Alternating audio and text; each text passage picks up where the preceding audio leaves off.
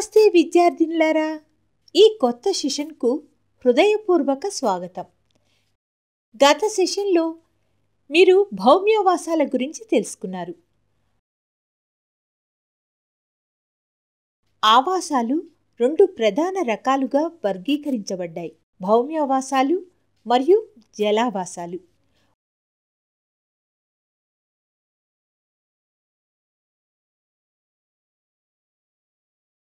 భౌమ్యవాసాలలో ఎడారులు, పర్వత ప్రాంతాలు మరియు గడ్డి భూములు ఉన్నాయి.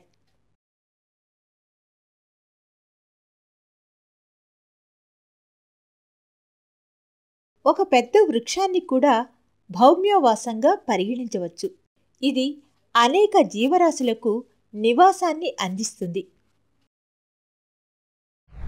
ఇప్పుడు మనం జలావాసాలు అని పిలువబడే ఇతర రకాల ఆవాసాలపై దృష్టి పెడదాం. నీటిలో నివసించే మొక్కలు మరియు జంతువుల ఆవాసాలను జలావాసాలు అంటారు.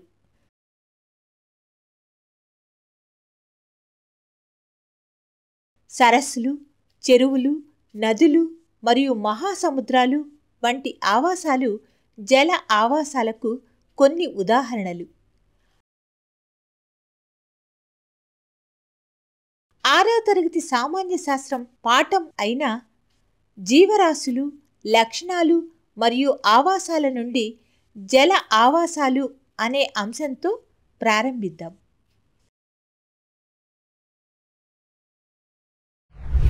అభ్యాస ఫలితాలు. ఈ అంశాన్ని అధ్యయనం చేసిన తర్వాత మీరు వీటిని చేయగలరు. సముద్రాన్ని ఒక ఆవాసంగా అర్థం చేసుకుంటారు. చెరువు ఆవాసం గురించి తెలుసుకుంటారు. జల ఆవాసాలలో నివసించే జీవుల లక్షణాలను వివరించగలుగుతారు.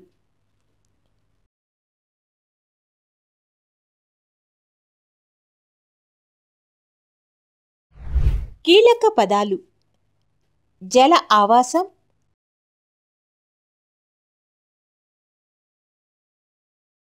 సముద్రాలు, చెరువులు,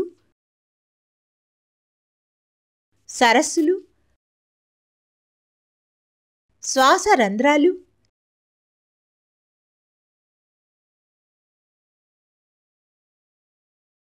తేలియాడే మొక్కలు, మునిగిపోయిన మొక్కలు,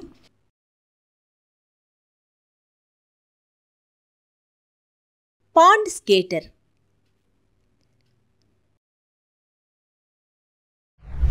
జల ఆవాసాలపై భావనా పటాన్ని చూద్దాం.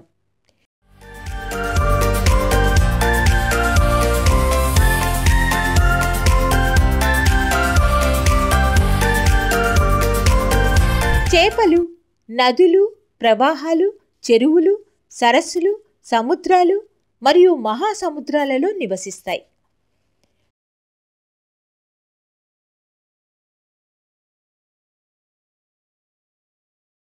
చేప యొక్క క్రమబద్ధమైన శరీర ఆకృతి మీకు గుర్తుందా?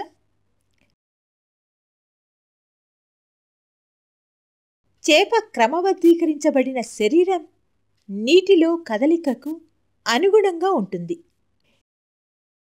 నీటిలో కరిగిన ఆక్సిజన్ను పీల్చుకోవడానికి చేపలకు మొప్పలు ఉంటాయి.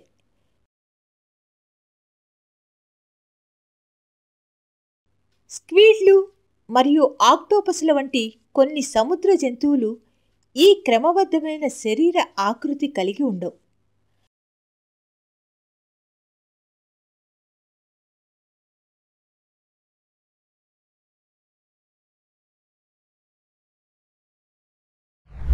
అవి సముద్ర గర్భం దగ్గర సముద్ర గర్భంలో లోతుగా ఉంటాయి మరియు తమ వైపుకు కదిలే ఏవైనా భక్షితాలను పట్టుకుంటాయి. అయినప్పటికీ అవి నీటిలో కదులుతున్నప్పుడు తమ శరీర ఆకృతులను క్రమబద్ధీకరిస్తాయి. ఈ జంతువులకు నీటిలో కరిగిన ఆక్సిజన్ ఉపయోగించేందుకు మొప్పలు ఉంటాయి. డాల్ఫిన్లు మరియు తిమింగళాలు వంటి జంతువులకు మొప్పలు ఉండవు.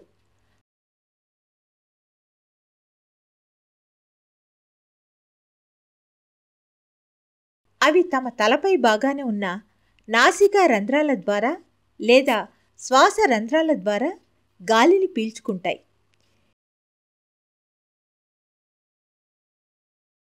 ఇవి నీటి ఉపరితలం దగ్గర ఈత కొట్టినప్పుడు గాలిని పీల్చుకోవడానికి వీలు కల్పిస్తాయి.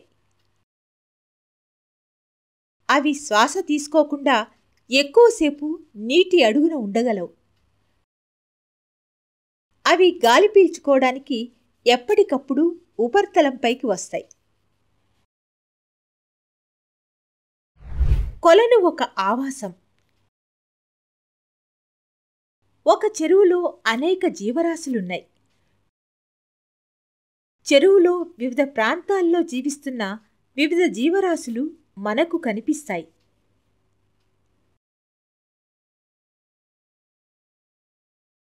ఆహారం, గాలి, వెలుతురు మొదలైన వాటి లభ్యత వంటి పరిస్థితులు దీనికి కారణం. తూనీగ, మేఫ్లై మరియు లకుముకి పిట్ట వంటి జీవులు చెరువుపై ఉన్న ఉపరితలంపై నివసిస్తాయి మరియు చెరువు ఉపరితలంపై ఉన్న వెదురు స్తంభం లేదా కర్రపై అవి విశ్రాంతి తీసుకుంటాయి.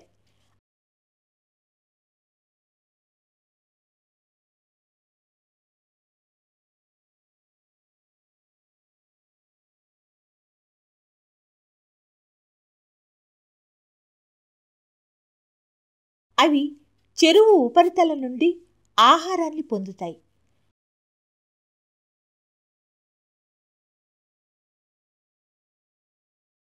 నత్తలు, తిరుగుడు పురుగు మరియు గుంట గురుగు వంటి జీవులు ఉపరితలంపై నివసిస్తాయి. తూనీగలు మరియు మేఫ్లైస్ యొక్క డింబకాలు కూడా చెరువు ఉపరితలంపై నివసిస్తాయి.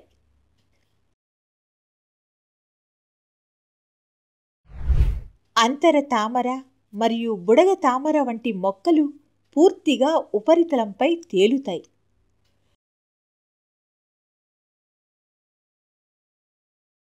తామర వంటి కొన్ని మొక్కలు లోతుగా అడుగున వేర్లు కలిగి ఉంటాయి.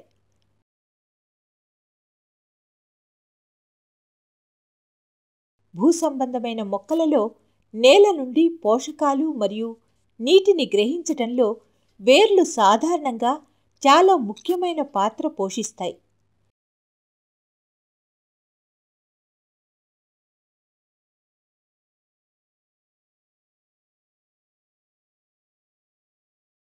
అయినప్పటికీ నీటి మొక్కలలో వేర్లు చాలా పరిమాణంలో తగ్గుతాయి మరియు వాటి ప్రధాన విధి మొక్కలు ఆ ప్రదేశంలో పట్టి ఉంచడం.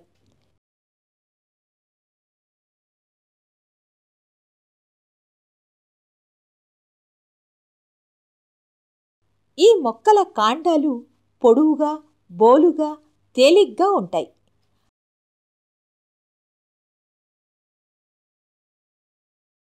ఆకులు మరియు పువ్వులు ఉపరితలంపై తేలుతున్నప్పుడు కాండాలు నీటి ఉపరితలం వరకు పెరుగుతాయి. చెరువు అడుగున నీటిలో హైడ్రిల్లా వంటి మొక్కలు మునిగి ఉంటాయి.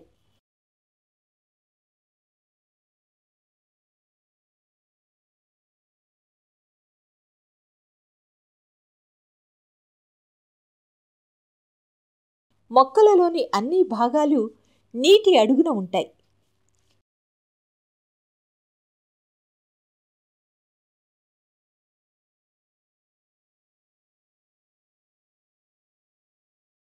ఈ మొక్కలలో కొన్ని ఇరుకైన మరియు సన్నని రిబ్బన్ లాంటి ఆకులను కలిగి ఉంటాయి మరియు ప్రవహించే నీటిలో వంగిపోగలవు. కొన్ని నీట మునిగిన మొక్కలలో ఆకులు తరచుగా ఎక్కువగా విభజించబడి ఉంటాయి. వాటికి హాని కలగకుండా నీరు ప్రవహిస్తుంది.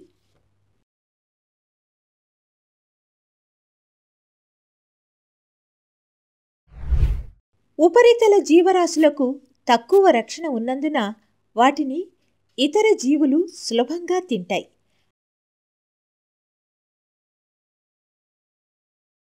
అయినప్పటికీ ఆహారం మరియు గాలి పుష్కలంగా అందుబాటులో ఉంటుంది.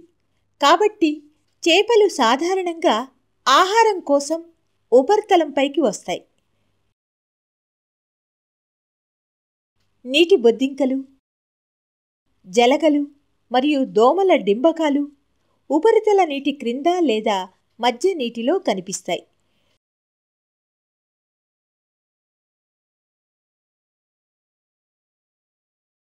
చేపలు మరియు పీతలు కూడా ఈ ప్రాంతం చుట్టూ ఈదుతాయి. చెరువు అంచులలో అనేక రకాలైన గడ్డి, కప్పలు, పీతలు, కొంగలు మొదలైనవి ఉంటాయి. చేపలు సాధారణంగా ఇక్కడ గుడ్లు పెడతాయి. కప్పలు సాధారణంగా చెరువులలో నివసిస్తాయి. కప్పలు నీటి లోపల ఉండగలవు మరియు భూమిపై కదులుతాయి. వాటికి బలమైన వెనుక కాళ్ళు ఉన్నాయి.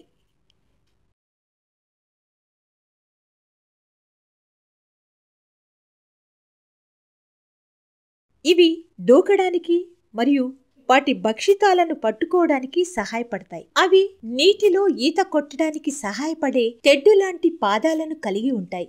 చెరువు అడుగు భాగాన ఆల్చిప్పలు, చదును పురుగులు మరియు కొన్ని మ్యాగ్గోట్స్, కొన్ని ఈగల డింబకాలు వంటి జంతువులు ఉన్నాయి.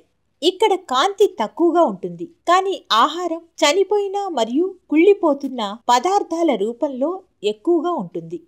ఆహారం, నివాసం మరియు పునరుత్పత్తి కోసం నదులు, సముద్రాల తీరాల దగ్గర అనేక రకాల జంతువులు కనిపిస్తాయి. గుర్తుంచుకోవలసిన అంశాలు: అన్ని ఆవాసాలను స్థూలంగా భౌమ్యావాసాలు మరియు జలావాసాలు వర్గీకరించవచ్చు. అనేక రకాల మొక్కలు మరియు జంతువులు ఒకే ఆవాసాన్ని పంచుకుంటాయి. ఆవాసాలు ప్రకృతి వైవిధ్యాన్ని చూపుతాయి. మహాసముద్రాలు, సముద్రాలు, నదులు, చెరువులు మరియు సరస్సులు జల ఆవాసాలు.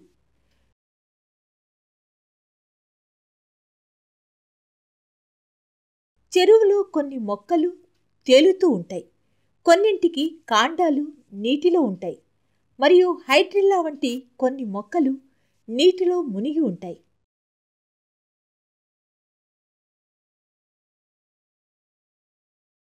చేపలు అనేక కీటకాలు మరియు లకుముకి పిట్టలు వంటి పక్షులకు ఆహారం మరియు గాలి చెరువు ఉపరితలం అందిస్తుంది.